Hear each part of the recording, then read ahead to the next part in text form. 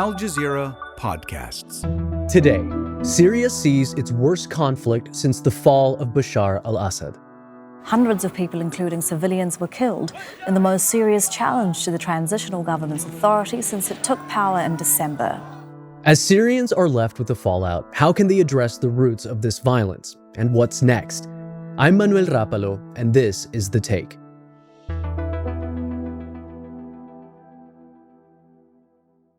My name is Osama Bin Javaid. I'm a correspondent for Al Jazeera English, and I work on conflict zones. Osama, let's set the scene. Can you walk us through what's been happening in Syria's coastal regions over these past few days, and what's behind this latest surge in violence? Since the fall of the Bashar al-Assad government, the effort has been to try and bring together all sides and factions, and Syria has quite a few of them.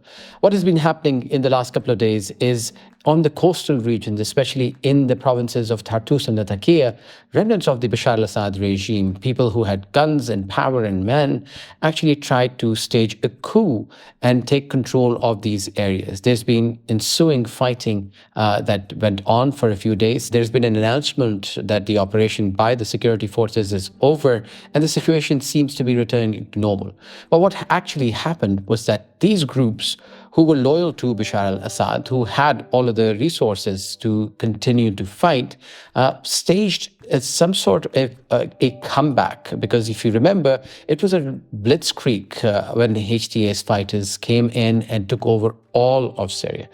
So they went in, they killed a bunch of security officers, and then there was a counteroffensive in which not just people with guns, but a lot of civilians were killed as well. And according to counts, there are hundreds of people who've been killed, with some estimates saying that it could be as many as 1,000 people in just over 48 hours. There is conflicting information when it comes to the casualties. What's really getting people's attention is these reports of massacres targeting Alawite civilians have been some of the deadliest violence since the fall of the Assad regime. So I think the question that a lot of us are asking ourselves outside of Syria is, why is this happening now? Well, it was inevitable that there is going to be violence. If you look at the history of what has been happening in Syria in the last 14 years, we were expecting there is going to be violence. But the last few months were so calm and peaceful that everybody went into this false sense of security. What has been happening is these massacres, as each side tries to call them, have been happening on and off on a smaller scale. What happened now is that because a lot of these forces joined hands and they tried to overtake some of the positions, some of the city centers, some of the towns, some of the villages, that is where it really got out of hand. And what these massacres are is essentially security officials going in, searching for the remnants of the Assad regime. And on information, there has been executions that has been acknowledged by the president, Ahmed al-Shara, as well. And then on the other side, they're also accusing Alawites of carrying out massacres. This social media is abuzz with all sorts of accusations and counter-accusations. And this is why it is very complicated, both for people to understand from outside Syria, but also within Syria. Because I was speaking to people in Homs, for instance, and they were like, well, it's perfectly calm. And I said, there's this report. And they said, no, this is not true. And I was speaking to somebody in the security forces in Latakia, and I said, you guys are carrying out massacres and committing war crimes. And you're actually becoming what the people were afraid that Bashar al-Assad was. And he said, a lot of it is false propaganda. So you have to understand that amidst all of the tension and violence and divisions, there's also the proxy powers that are at play. And a lot of that actually plays out in social media as a lot of their influence on the ground is ebbing. But we cannot take away from what has been happening on the ground. It is a precarious situation. It is a situation where a ruling minority, the Alawites here, who were in power for Syria for more than half a century. And now they see that power slipping away. And I've seen that happening in Afghanistan. I've seen that happening in Azerbaijan, where there's a lot of fear of what's to come next. And that fear stems from two reasons. One, of what they had been doing, or people aligned to them had been doing, and two, of what's going to happen to them when this group, which they have been told are vicious and are going to kill people, what happens to them? And that is that fear which we're seeing in a lot of coastal areas, in a lot of towns and cities in Syria, where the minority communities are. But I've been to Latakia. I've sat down with the Alawi community leaders as well as people in the street, and they tell me it wasn't Bashar al-Assad who was serving them. It was essentially these communities who were serving Bashar al-Assad. And it was designed this way, that each community, each sect, where so many of them in Syria, would be pitted against each other. And that's what I want to talk to you about as well. For those who are listening and watching who don't follow Syria closely, help us understand the sectarian dynamics that are playing into this. What do we need to know about the different religious groups, about the different ethnic groups in Syria? Let me take a step back then. Syria, for the last half a century, more than 50 years, was ruled by the Bashar al-Assad family, by the Assad family, Hafiz al-Assad, and then Bashar al-Assad. In that time, the diverse fabric which constitutes Syria was essentially told to be afraid of their shadows. The Sunnis should be afraid of the Shias. The Shias should be afraid of the Sunnis. The Kurds should be afraid of the Arabs. The Christians should be afraid of the Muslims. The Druze should be afraid of the majority, and so on and so forth. And Syria is a rich tapestry of these different sects and cultures. Yes, there's the Muslim Sunnis and Shias, but there are the Druze, there are the Alawis, there are the Circassians, there's also the Kurds in the north. And then there are also a very small number of Jews and a large thriving Christian community as well. And that has all been the case for thousands of years. You have to realize that Syria is one of those places which is one of the oldest continually inhabited places in the world. And people from all communities I've been speaking to say that in the last century or so, where colonial powers and then the ensuing Assad government essentially made it a point that you have to not trust the other community. And you have to have the blessing of the state, which will give you power and weapons, and curry favors with them, who are going to take care of the other guys. And that has been ingrained into the psyche of Syria. The ground reality now is that a militia is now running the country. And in the best of circumstances, in established democracies, you would have a transitional period where the people who come into power would figure out, what their priorities are and how will they run the government. And what is happening in Syria is that this fighting force is essentially trying to figure out how to convert itself from militiamen fighting to a governing body. It's just been a few months, and in a country with such deep divisions, it is going to be easier said than done. I want to go back a little bit to the theme of the sectarian dynamics in Syria, because Bashar al-Assad was a member of the Alawite community. Since his fall, there have been concerns over what sort of repercussions they might be for that specific group in Syria. The Alawites were historically tied to the Assad regime. With his fall, what does the future look like specifically for this minority group in Syria? Well, that is the question that I wanted to ask. And this is why I went to Latakia. That was my first stops to Latakia. And before I go into that, I'll give you my own feeling of what Latakia was like. Here you think that Latakia, because for the last half a century is very close to the Assad government, you will see fast cars, you'd see a lot of rich people, you'd see infrastructure, and it was the absolute opposite. I was talking to people in the street, and I told them that, sub-streets of Idlib look better than Latakia. This place, which was supposed to be the safe haven for Assad and the bastion for support for Assad. And then people explained to me that what had happened in these Alawi areas, where there were a lot of people who went to the security forces and were part, it wasn't just the Alawis from Latakia, it was actually Sunnis as well, where they were not given the resources and the opportunities, as there was the schooling system was bad, the education, higher education was terrible. So they were essentially being herded into jobs for the security and the bureaucracy which ran the Bashar al-Assad government. I spoke to one woman who had come back from Germany, and I said, as an Alawi, how do you feel? And she got offended. She goes, but that's an Orientalist view that we do not want to see in Syria, because I have family which is Sunni and I have family which is Alawi. And this is how we identify ourselves, that we are Syrians first and we want to take our country forward. This is the view that you'll hear from the youth, from the educated people. But then when you go out to the villages of Latakia, on the outskirts of Latakia, where misinformation is so rampant, and if you are living in that bubble and what you're hearing from all of these algorithms throwing at you is massacres and pogroms and fear, where the reality on the ground is very different. What is refreshing to see in this time around, after all of this, is the steps that are being taken by the security forces. It was going to be a test for the Ahmed al-Shara government as well, which was being seen as somebody who's had very hardline links and might come down hard, and then accused of carrying out these massacres. And it is not to say that you take away from these individual crimes that have been committed. The policy of the current leadership is that these are not acceptable. There's a committee that has been formed, and when he spoke about both things, that there won't be any tolerance for people who target the security forces, but also anybody who harms civilians is also going to be taken to task. And we've seen these examples in the last few weeks and months as well. And that is why people that I've been speaking to, both in the Alawi community and the Sunnis of Latakia and Tartus, say that they have hope for the future. But it is uncertain times. It is going to take a lot of time and effort and energy for people to, come out of those fears and not start leaving Syria and actually take part in rebuilding the country. Let's talk about that government response that you mentioned there at the end, because over the weekend on Sunday, interim President Ahmed al-Shara spoke rejecting the chaos, calling for an end to the violence, promising accountability.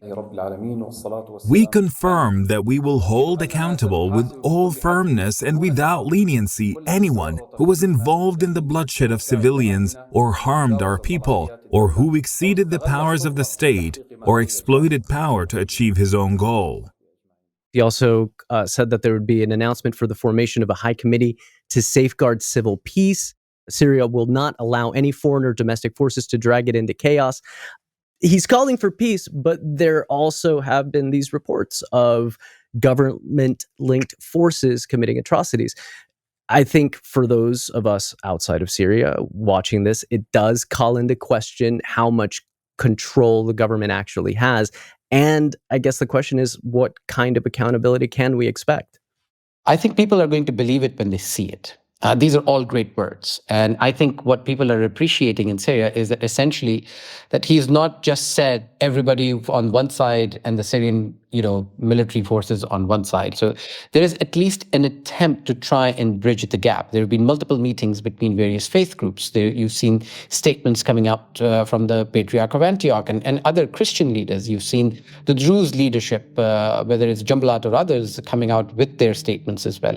And you're seeing from the majority of the Alawi community and their leadership as well calling for calm. So there seems to be, at least in letter, this call for calm and peace and try and bridge the gaps that have divided Syria for so long. But again, as you mentioned, that high committee has been formed. There are judges in that committee. It's been given a 30-day task to come back with, find out the perpetrators as well as the people who were involved in violations, who actually took civilian lives.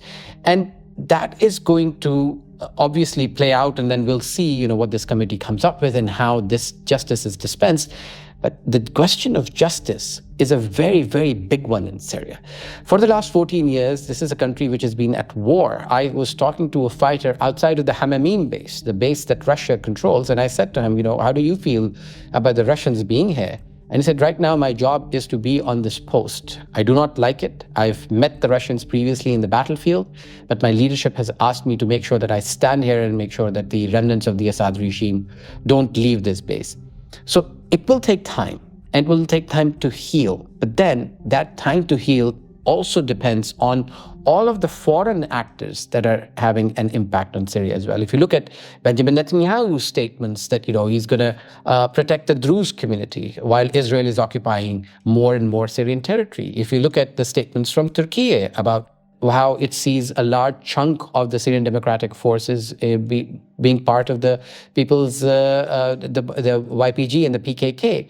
And that is going to also have an impact on the reality on the ground in Syria. So it is going to be a combination of commitment in word, implementation in spirit, and all of the foreign powers to cool down and let Syria have its peace. We'll have more with Osama after the break. So, Osama, let's talk about where we go from here, because on Saturday, Syrians will be marking 14 years since the start of the uprising, which took place in 2011. So it's a weekend that should be seen as a time for celebration, but is now turning into uncertainty and a lot of grief. What do these past few days sort of tell us about the post-Assad era? I think these past few days have been telling on how precarious and how fragile the peace in Syria is. I was in Syria. I was in Aleppo on the first Friday, where people were chanting and coming out on the streets, remembering how they used to do that in 2011, before the revolution was violently hijacked by Assad. There's a lot of hope everywhere I went to. I went to Latakia, I went to Tartus, I went to Daraa, I went to Homs, I went to Damascus, I went to the countrysides of these areas, I went to Aleppo, I went to Idlib. The underlying theme after the fall of the Assad regime is hope. And out of that hope, that currency is not going to last very long, because the people's problems are real. Syria is in an extremely impoverished state. It is a failed state beyond your wildest imagination, because everywhere you go, every aspect of government is rotten to the core. And everything has to be rebuilt. A lot of lessons have to be unlearned before they can start rebuilding. They're going to need resources, which they do not have. So yes, as Syrians mark 14 years since their revolution, the uprising, they will also remember the 7th of December, because they didn't think that this was possible. A lot of people did not think that Bashar al-Assad is going to go that easily. A lot of people could not believe that the Assad regime is gone. And I think that sense of euphoria is still there as reality slowly starts to kick in. The international community turned its back on Syria. It's had its back turned on Syria since 2011. I think that's fair to say. But the eyes of the world have been on Syria since the fall of the Assad regime. So I wonder, what role do you think the United Nations and other members of the international community should be playing now? We know that there's this donor conference coming up on March 17th. I'm wondering if you can talk about that as well. They're expected to talk about sanctions and foreign aid. But what role should the international community be playing now? Well, the international community has had an abysmal record when it comes to Syria, including the United Nations. You've had secretary generals come and go, and they weren't able to resolve anything in Syria. The UN stopped its body count after 200,000 people were killed in Syria. There's a lot that the world left Syria behind, and the people of Syria remember it. And now is the time for the world to show that beyond its proxy interests, it is actually interested in the people of Syria. And the biggest representation of that would mean that the sanctions, which, if you look at the sanctions, whether it's the Caesar Act, whether it's the UN sanctions, whether it's the American European sanctions, they're targeted against the Bashar al-Assad government. Everything that they talked about, whether it was the barrel bombing of civilians, whether it was sieges, whether it was de-weaponization, was working towards a unified government and a constitution, every single one of those conditions seems to be on the surface being met, yet the sanctions stand. And those sanctions are really hurting people. So the international community needs to step up if it wants to see a Syria which becomes a prosperous area where people would want to go back to, rather than a country which again gets embroiled in conflict. And you have to remember that so far we've seen a few thousand people leave Syria because of conflicts here and there. But if the situation goes bad, these people are not just going to be going to the neighboring countries, but a lot of them will again turn to Europe. What are you hearing from Syrians that you've been talking to? Well, the underlying theme, as I mentioned earlier, in Syria is that of hope. People are hopeful. People want to rebuild, but they're also desperate. I've been to neighborhoods which are, as soon as the sun sets, they're in complete pitch dark. I've been to hospitals where they're struggling. There's only one cancer hospital in all of Damascus, and their machines, which are supposed to run for 3 hours, are running for 6 hours, and they have been serviced for God knows how long. Large parts of the country are without electricity, water, basic road network. So Syrians are looking around themselves. And as Syrians are, as we know them, as we've covered them to be people of, resolute intentions, people who want to overcome their odds, people who really want to rebuild their country, they're going to do with however they can. I've seen people living in bombed out buildings with just a few bricks and a windowsill and a little heater in the middle of nowhere with no electricity, trying to rebuild their lives. And this is the Syrian spirit that I came across wherever I went. I think it's the Syrians who inspire all of us to be a little bit Syrian, because you see, when you talk to Syrians and you're sitting there sipping tea near a bombed out building where somebody's come out, actually there's this old man I remember. We were close to the occupied Golan Heights in Quneitra, where the Israeli tank was behind us, and they turned the tank towards us as they saw us reporting from there. And this is this old man who walks out with a tray of coffee, in the town that is besieged, where little communication is happening.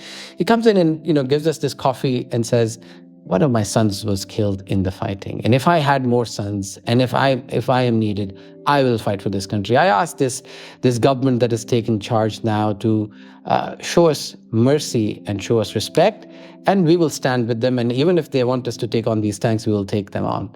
And you see that spirit of the Syrian people wherever you go. These are ordinary, warm-hearted civilians who will just come out and see you and meet you and greet you, and they will pour their heart out to you.